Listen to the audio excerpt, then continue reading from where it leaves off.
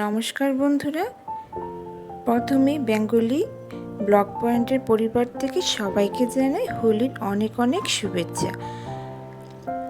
দোল উৎসবের দিন আমার গোপালের ছিল জন্মদিন, কিন্তু ওই দিন কিছু কারণে গোপালের জন্মদিন করতে পারিনি। তো পরের দিন আমি খুব সকাল সকাল উঠে ভোগ রেডি করছি, আর আমার মেয়ে গোপালকে সুন্দর করে স্নান টান করিয়ে পুজো করবে, তারপর পুজোতে বসবো। তো যেহেতু আগের দিন করতে পারিনি, তাই ঠিক করেছি পরের দিন পালন করব।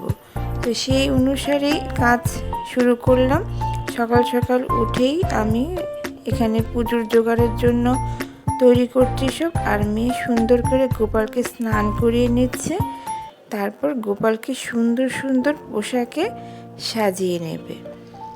তো সব নতুন নতুন পোশাক, গলার মালা, বাঁশি সব কিছু সাজিয়ে নিয়েছে। তারপর সুন্দর করে আমার ছোট্ট গোপালটাকে সাজিয়ে নিচ্ছি। এই কাজটা সব বরাবরই আমার মেয়ে করে থাকে, ও সুন্দর করে গোপালকে সাজায়। তো এভাবে গোপালকে সাজিয়ে তারপর আস্তে আস্তে আমার সিংহাসনে যে বাকি রাধা গোবিন্দ লক্ষ্মী সবাইকে আস্তে আস্তে ও সাজিয়ে নিচ্ছে। তো ও সাজাতে সাজাতে আমি ওখানে জন্মোৎসবে যা যা হয় মোটামুটি যেতটুকু সম্ভব আমি চেষ্টা করছি রান্নাবান্না করতে। খিচুড়ি, লাবড়া তরকারি, ভাজি ভুজি, পিঠা, মিষ্টান্ন যেতটুকু সম্ভব করার আমি আস্তে আস্তে করছি। আর জন্মোৎসব উপলক্ষে আজকে আমার বিশেষ অতিথি হলো আমাদের ঘরের ছোট্ট ছোট্ট সোনামণিরা, আমার যা ভাসুরের ছেলে মেয়ে যারা আছে সবাইকে বলেছি দুপুরের প্রসাদ নেওয়ার জন্য। তো ওরা দুপুরে আসবে। তো এই ফাঁকে আমি সব কিছু তৈরি করে নিচ্ছি। মেয়ে প্রথমে বাল্যভোগটা দিয়ে নিল, তারপর আমার সাথে আস্তে আস্তে হাতে হাত লাগাবে। তো ও পুজো দিয়ে এসে মোটামুটি একটা কেক তৈরি করছে গোপালের জন্য।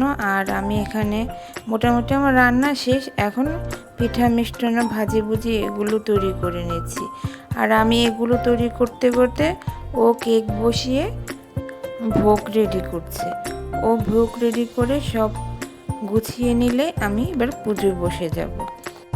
এভাবেই আমি এবার গোপালের জন্মদিন এবং দোল উৎসব পালন করেছি।